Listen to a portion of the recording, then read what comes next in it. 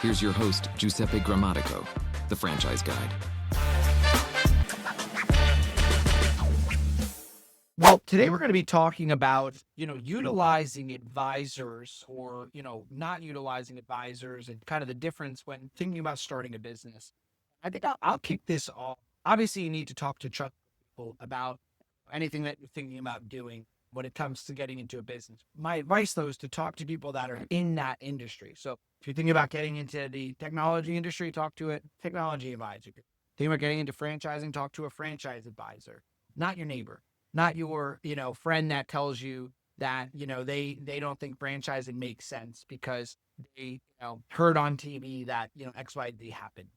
And I would tell you that where I like to think about this is I'm on my maybe fourth business of starting, and I've never had a family member, not one time. It's a good idea. Not one time.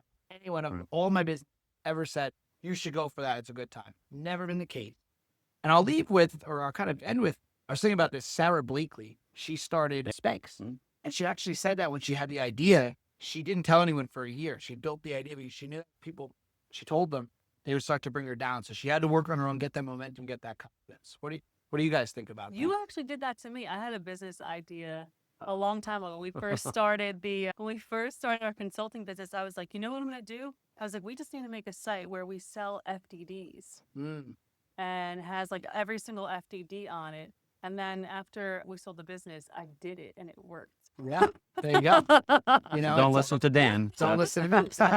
It applies to me. It too. applies. I was like, why didn't I do that earlier? But it definitely was a massive undertaking at the time. But I think what we were talking about with Giuseppe was with the Shark Tank. And you were telling us about something, and that's how we went into how even the sharks are wrong. Yeah, listen, you never know exactly what's going to work out. And I think just to add to kind of what you guys were saying, sometimes it's people don't mean anything negative by it. It's more of they're being cautious, right? They don't want you to lose money or there's a big risk. Believe it or not, my first business, my accountant told me I couldn't make money with the franchise. So you know what happened?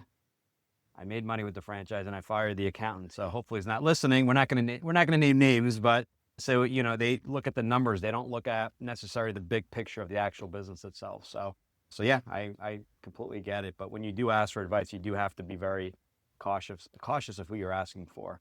And where are their motivations coming from? Sure. I know that in my 11 years of being in franchising, I've never heard a financial planner, no offense to financial planners, but a lot of times I've seen people, they get close to buying a business. They go to their financial planner to get their financial planner's opinion. And, again, I like to think most people operate with integrity. I'm sure they do. But keep in mind, the money that you have in your retirement account or in your investment accounts, if you're talking to a financial planner about taking them out, they make a percentage fee on the money that's in there. Right. The more that is in there, the more that they can manage and the more that they can make you, but also the more that they can make themselves. And so a lot of times they're not going to be motivated either to say, yeah, I think it's a great idea to take out half the revenue stream of my business out of the account so you can go do another business. Meanwhile, they own their own business anyway.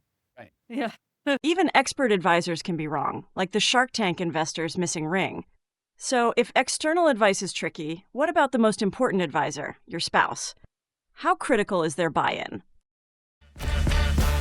Thanks for tuning in. If you want to learn how to make the transition from corporate to owning your franchise, join Giuseppe on the next episode. You can also follow on all social media platforms and achieve financial and time freedom today.